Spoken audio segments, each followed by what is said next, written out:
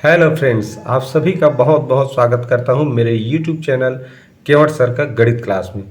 दोस्तों, हर तरह के प्रतियोगी परीक्षाओं में संख्या पद्धति यानी कि नंबर सिस्टम से प्रश्न आते ही हैं और आज की इस वीडियो में मैं नंबर सिस्टम से संबंधित एक बेहतरीन शॉर्ट ट्रिक लेकर के आया हूं। ये शॉर्ट ट्रिक अगर जानते रहेंगे तो आप प्रश्न को पढ़ते साथ प्रश्न का उत्तर मात्र 1 सेकंड में दे सकते हैं और इस तरह के प्रश्न अक्सर सभी प्रतियोगी परीक्षाओं में पूछे ही जाते हैं। इसलिए वीडियो को पूरा ध्यान से देखिए और एक रिक्वेस्ट, अगर मेरे चैनल में नए होंगे तो चैनल को सब्सक्राइब कर लीजिए, बेल आइकन पर प्रेस करके ऑल वीडियो पर सेट कर दीजिए, ठीक है, ताकि जब भी मैं कोई नया वीडियो डालूं तो उसकी सूचना आप लोगों को नोटिफिकेशन के माध्यम से मिलता रहे, ठीक है। तो चलिए आज का प्रश्न पढ़ते हैं। देखिए, लिखा है प्रश्न, प्रथम 10 क्रमागत प्राकृत संख्याओं का योगफल होगा।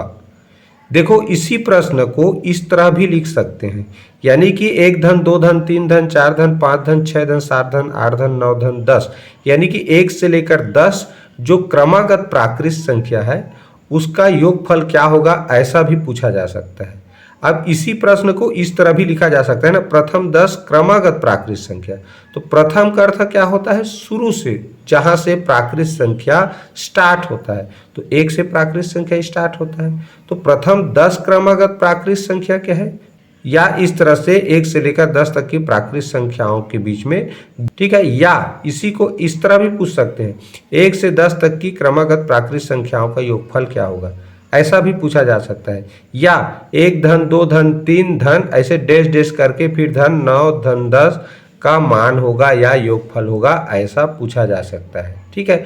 तो देखो, हमें किसी प्रश्न को किन किन तरीकों से पूछा जा सकता है ये जानना बहुत जरूरी है।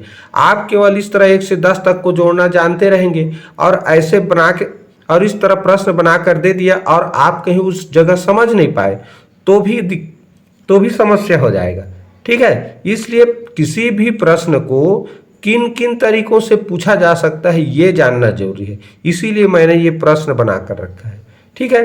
तो इस तरह से अगर 1 से 10 तक या 1 से 100 तक या 1 से 1000 तक या 1 से 10,000 या इसी तरह 1 से 1 लाख 10 लाख 1 करोड़ आगे जितना भी का, ठीक है, क्रमागत हो प्रथम से लेकर अंतिम तक 1000 1 लाख 1 करोड़ इस तरह तक, अगर उनका योगफल पूछे तो इसको हल करना बहुत ही सरल होता है। कैसे करेंगे, देखिए यहां पर मैंने क्या लिखा है, 1 से 10 तक वाला प्रश्न पूछा है।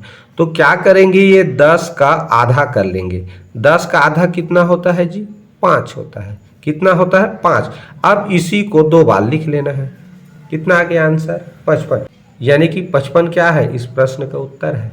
यानी 1 से 10 तक की प्राकृत संख्याओं का यानी क्रमागत प्राकृत संख्याओं का योगफल कितना होता है, 55 होता है। देखो, चुटकी में हो गया। क्या करना है हमको, अंतिम संख्या 10 तक कह रहा है तो 10 का आधा कर लेना है 5 और उसको 2 बार लिखना है। आधा करके कितना मिला, 5, तो जो मिला उसको 2 बार लिखेंगे। अब मान लीजिए प्रश्न कहता है कि प्रथम 100 प्राकृत यानी क्रमागत संख्याओं का योगफल क्या होगा, ठीक है। तो वही नियम करना है। प्रथम 100 प्राकृत संख्या का मतलब क्या है कि 1 से लेकर 100 तक की प्राकृत संख्या का योगफल। तो अंतिम संख्या क्या है, 100, और 100 का आधा करना आप लोग बिल्कुल अच्छे से जानते हो। 100 का आधा कितना होता है, 50। 50 को 2 बार लिखो, हो गया आंसर। क्लियर।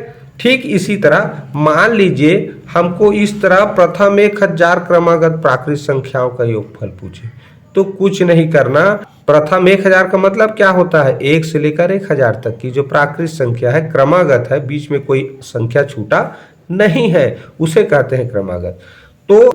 तो करना क्या है, ये बस 1000, तो 1000 का आधा कितना होता है जी, 500, तो 500 को 2 बार लिख देना है। तो इस तरह ये जो संख्या बना, क्या बना, 5,05,000।